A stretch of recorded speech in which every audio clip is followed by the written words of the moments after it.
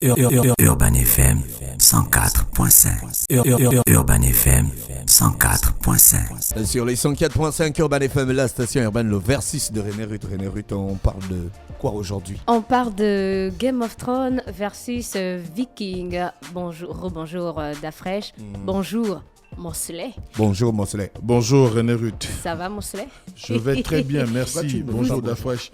Mais on a dit qu'on est dans la rubrique de René Ruth, non? Juste à nous dans la rubrique. Voilà, ok, attends ta rubrique, tu vas te saluer. Tu as regardé Viking Dafresh? Bonjour tout le monde. J'ai regardé Viking. Tu as regardé Game of Thrones? Ivar le désossé. Attends, non, s'il te plaît, ne sois pas rapide, s'il te plaît.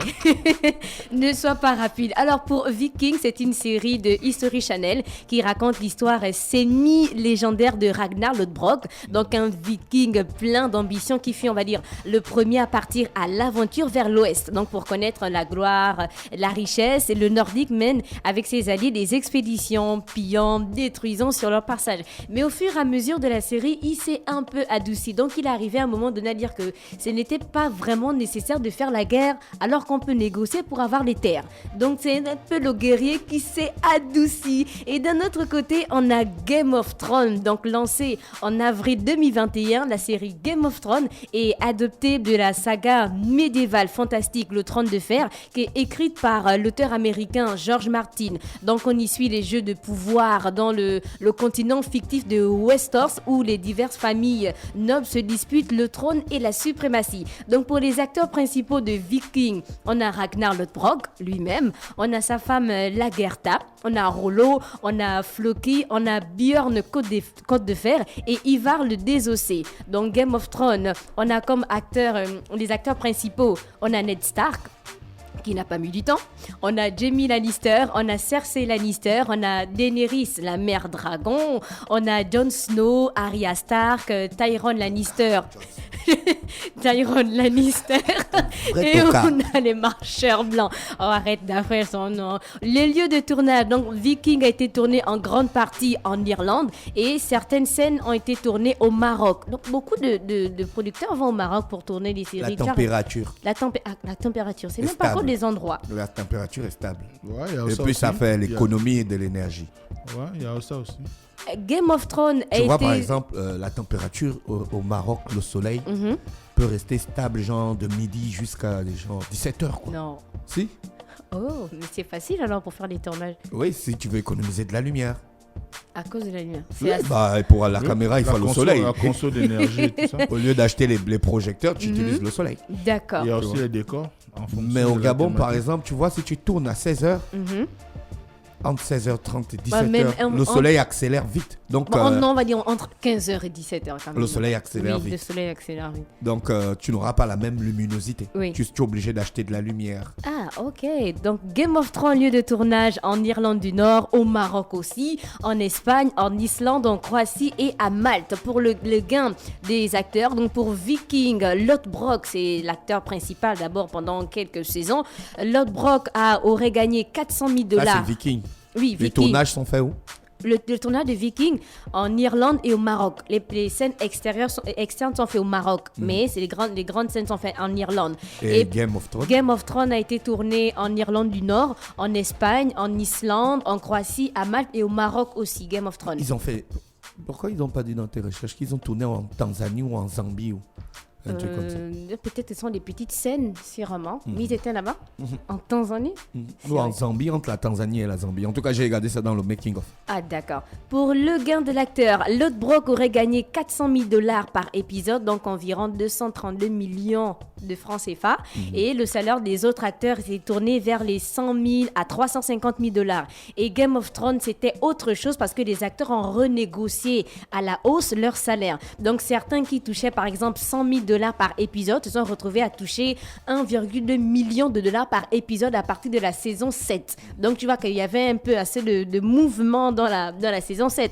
Donc, certains avaient 150 000, ils se sont retrouvés avec 1,2 million par épisode. Donc, on a pris, moi j'ai pris les trois salaire des principaux acteurs. Donc, on a Jon Snow qui a touché 12 millions de dollars. On a Mère Dragon qui a touché 13 millions de dollars. On a Tyrion Lannister, 15 millions de dollars. Et le plus riche, c'est Jaime Lannister qui a touché 16 millions de dollars. Donc, la chaîne HBO a remporté 8 milliards de dollars grâce à Game of Thrones, oui, 8 milliards de dollars. On a l'auteur du livre, George Martin, qui a touché 65 millions de dollars. Et on a l'Irlande du Nord qui a reçu 300 millions de dollars parce qu'ils ont tourné beaucoup de scènes en Irlande.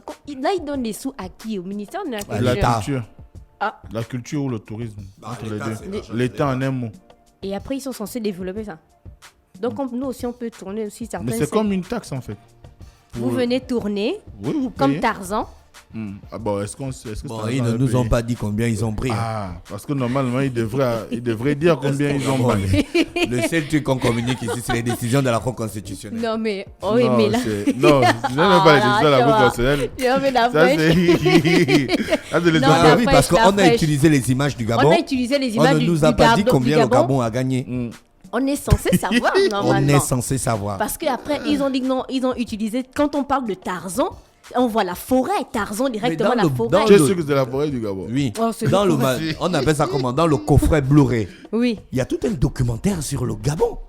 Dans le coffret Blu-ray de Tarzan G100 cases. Il y a tout le documentaire là, mais il n'y a pas le montant. Non, y a pas de le la montant. Location de la forêt. Il n'y a pas le montant de la location avoir le de montant. la forêt.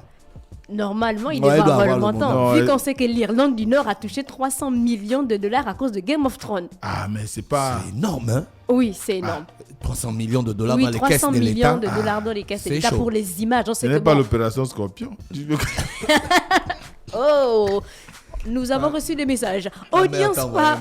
Vraiment. Oui. Regarde ton téléphone. Il y a un message de ta vieille dedans. Donc, audience par épisode. On va commencer avec Viking qui a eu 4,3 millions pour la première saison, 3,2 millions pour la deuxième saison, donc 2,6 millions pour la troisième saison. Mais ça, c'était dans leur pays.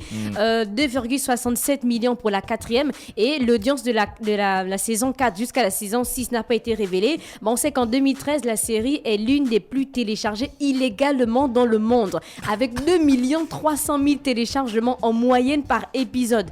Qu'est-ce qui se passe en fait? Qu'est-ce qui se passe? Donc pour Game of Thrones, c'est la série la plus piratée en 2013 et c'est ce qui a contribué aussi au succès mondial de la série. Donc la première saison, de la première à la troisième saison, l'audience était entre 2,52 et 4,97 millions de téléspectateurs aux États-Unis. Donc 6 millions pour les saisons 4 et 5. On a 7,69 millions pour la sixième saison. On a 10,26 millions pour la 7e saison et on a 12 millions pour la 8e saison. Donc, au fur et à mesure, quand on est vers la fin de Game of Thrones, on a des personnes qui étaient de plus en plus connectées. Donc, parce qu'à un moment donné, à la première, deuxième saison, beaucoup ne comprenaient rien. À partir de 4e, 5e, 6e saison, quand il y a eu l'apparition de Mère Dragon et autres, la série devenait de plus en plus intéressante. Et donc, du coup, les gens allaient soit télécharger illégalement ou encore acheter et suivre ça. Donc, pour le langage, donc les personnages s'expriment dans Viking. Les personnages s'expriment parfois en langue morte, donc le latin, le vieux français, le vieux anglais, le vieux norrois, donc c'est une ancienne langue scandinave. Et les comédiens ont suivi les conseils d'un coach vocal et linguistique et des historiens linguistiques aussi. Maintenant, pour Game of Thrones, on a des langues qui ont été inventées pour le besoin de la série. On a par exemple le Dothraki ou encore le valérien qui est parlé par Mère Dragon. Pour la critique de Vikings, dont certains scientifiques en sont contre l'idée de la peine de mort dans la série parce qu'ils estiment que les Vikings utilisaient le bannissement lorsqu'il y avait un crime commis comme le viol ou encore le meurtre. Et un historien a également reproché à la production des costumes qui étaient incohérents avec la réalité historique. Dans Viking, en fait, pour lui, il trouve que les tenues là ne correspondent pas aux vraies tenues que les Vikings avaient. Et après, quand tu vois là Ragnar et Ivar le Désossé. Donc en fait, une tenue, on va dire qu'une tenue correspond à une époque bien sûr. Normalement. Est-ce que Monsley qui a fait l'histoire, il connaît. Oui, à chaque période. Il y a eu un type de vêtement. Mais pourquoi là on dit que c'est pas C'est les couvertures. Mais non, mais si un professionnel de l'histoire médiévale, c'est la zone médiévale, non? C'est ça, c'est l'histoire médiévale. C'est la période là, ouais. S'il y a un professionnel. Ou de l'Antiquité aussi. Ça peut être la période de l'Antiquité. Un professionnel de cette histoire à l'université ou je ne sais pas. Il y a des spécialistes de certaines. Il va venir dire que non, c'est pas vrai, vous ne retracez pas les choses. Non. Oui, mais après, moi, en tant que producteur, je peux imaginer des tenues, en fait. C'est comme le gars qui dessine le vêtement, là, il dessine n'importe quoi. Oh, d'accord. Ouais, c'est pas... Non, c'est pareil. Donc, certains critiques... pour Game of Thrones, donc certains critiques ont souligné... Ça n'a rien à voir avec le vêtement. Non, il y a des gars qui ont la spécialité de costumier. Hein, des costumiers dans les films. Mais si tu es c'est ta série, en fait. Non. Donc, tu dois pouvoir être capable de...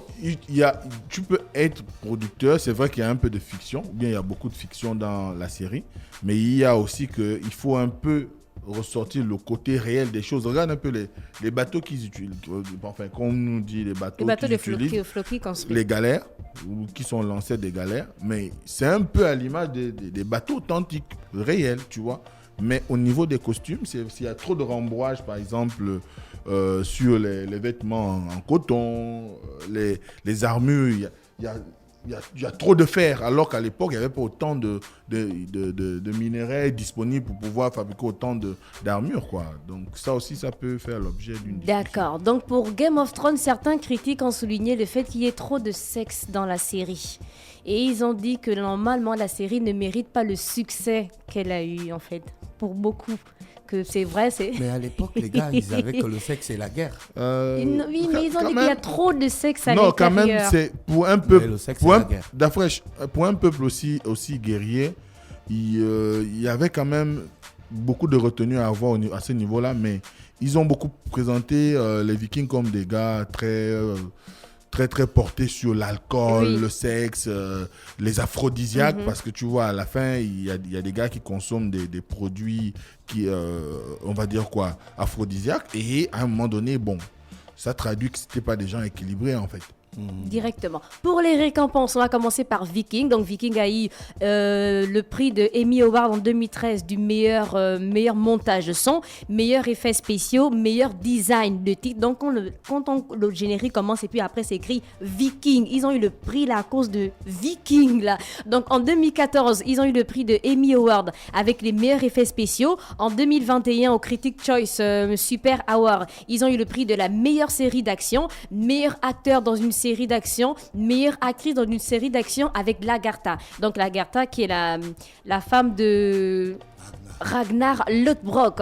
Et pour Game of Thrones, donc pour les récompenses, le directeur de création Andrew Sewell et ses collaborateurs ont reçu un Emmy Award en 2011 pour le travail fourni dans le générique de Game of Thrones. Donc ils ont eu le Golden Globes en 2012 pour meilleur acteur dans un second rôle pour Tyrone Lannister, Emmy Award en 2015 pour meilleure série dramatique, meilleur ensemble d'acteurs dans une série dramatique, meilleur montage sonore, effets spéciaux, maquillage. En gros, Game of Thrones, c'est plus de 20 récompenses pour la suite. Donc, la chaîne américaine HBO a annoncé la production d'une nouvelle série dérivée de l'univers de Game of Thrones qui s'est achevée en mai 2019. Donc, on va faire une histoire sur chaque maison, sur chaque grande famille de Game of Thrones. Pour les plus forts, dans Viking, pour les plus forts, on a Björn Côte de Fer, qui est le premier fils de Ragnar. Il est très intelligent. Bon, il n'est pas très intelligent, il est plutôt combatif.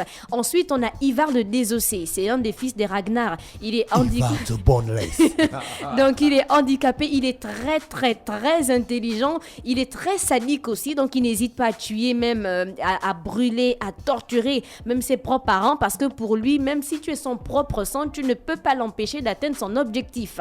Et d'un autre côté, pour Game of Thrones, pour les plus intelligents, ou bien pour ceux qui se sont assez démarqués, on a Tyrone Lannister, donc le nain, qui n'a pas assez de force physique, mais il est très intelligent, il est négociateur, c'est peut-être lui qui a raté même le plus de fois la mort dans la série. Et après on a aussi Cersei, donc c'est la sœur sans cœur, c'est un peu la sadique de la série, qui n'hésite pas à avoir des enfants avec son propre frère. On a Arya Stark qui est très très très fruitée. Au début elle était un peu douce et à la fin elle est devenue une guerrière. Donc c'était le versus du jour entre Viking et Game of Thrones. Donc moi j'avais deux questions pour Dafresh et Mostel. D'abord par rapport au Dafresh, dans Game of Thrones, ton personnage préféré dans Game of Thrones? C'est le gars qui ne meurt pas là. Il marche avec Jon Snow. Le gros?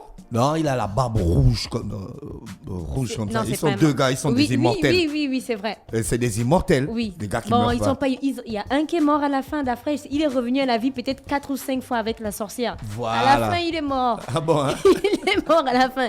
Donc ça, c'est ton personnage dans Game of Thrones. Et dans Viking? C'est Ivar le désossé.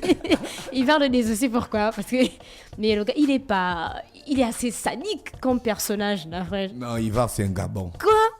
Mosley, dans Game of Thrones, ton personnage... Il a le courage.